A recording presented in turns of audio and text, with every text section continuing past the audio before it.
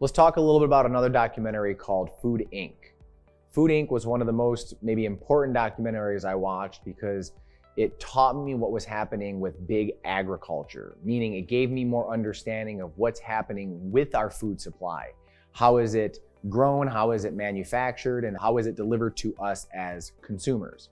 Now, I will preface in telling you that in watching Food Inc., maybe just do it as mom and dad. I wouldn't say like some other documentaries that you may want to watch it as a family, because it does have a few parts in it that are difficult to watch, because in addition to big agriculture, it will also expose the aspects of commercial farming when it comes to animals. Now, I will tell you, I am a meat eater. I am a supporter of eating meat, but I believe that it should be done humanely and ethically. It should not be done like a business or a conveyor belt system. So this documentary does exploit that, but it's not an anti-meat documentary. It's more about what has transpired with big agriculture. So what I want you to take away from this is as follows. You will hear from real life farmers telling you the story of what's happened and how they've become prisoners of big agriculture, and in particular, a very evil entity, a company called Monsanto's. Before I share more about the documentary, I want you to think back in history. If yourself or your loved ones or somebody you know was a Vietnam War veteran, or if you've just studied anything about Vietnam, what do we know? The massive injuries that took place in that war was not from gunfighting, but in fact from the exposure to Agent Orange. The company that made Agent Orange as a chemical biological warfare company is who owns and controls the food supply in the United States. I did not stutter or say that incorrectly. Monsanto's, the company who made Agent Orange, is who is in control of big agriculture and commercialized farming. How did that take place? This company, aside from being a chemical company making Agent Orange and Roundup, they figured out how to create corn that could withstand high amounts of pesticides, herbicides, and not be destroyed by bugs and insects. So in today's world, corn is not a vegetable. It's never been. Corn used to be a grain, but now due to Monsanto's patent on corn, corn in the United States today is actually a registered insecticide with the EPA. How did that happen? Well, Monsanto's figured out how to make this patented corn. And then from there, they went around and tried to get farmers to switch their crop, because they said, well, by using our seed, there will be bigger yields, bigger profits, less waste, all of these positive things. But there was a very intelligent group of farmers that said, we don't want any part of this frankenfood.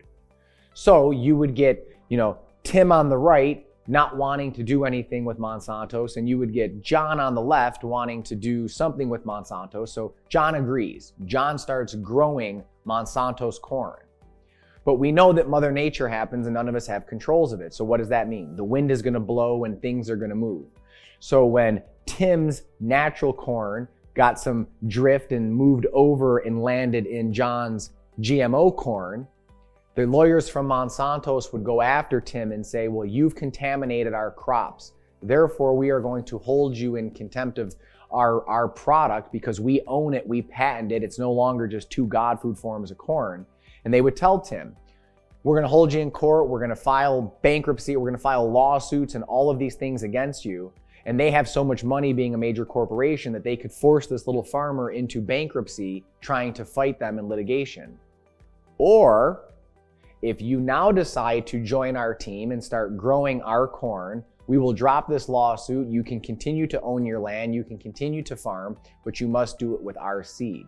It's a crazy thing to think about, but if you get the opportunity, watch Food Inc. You will hear the farmers tell you this story. They will show you how they've lost owning, if you would, their land and their right to farm what they want, because Monsanto's has overtaken them and ensured that they are part of the pesticide, herbicide, fungicide pushing chemical warfare company.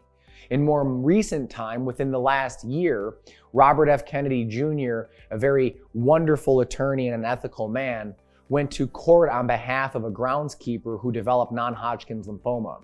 And for the first time, they were able to prove that exposure to Roundup, the active ingredient in Roundup, glyphosate, causes cancer.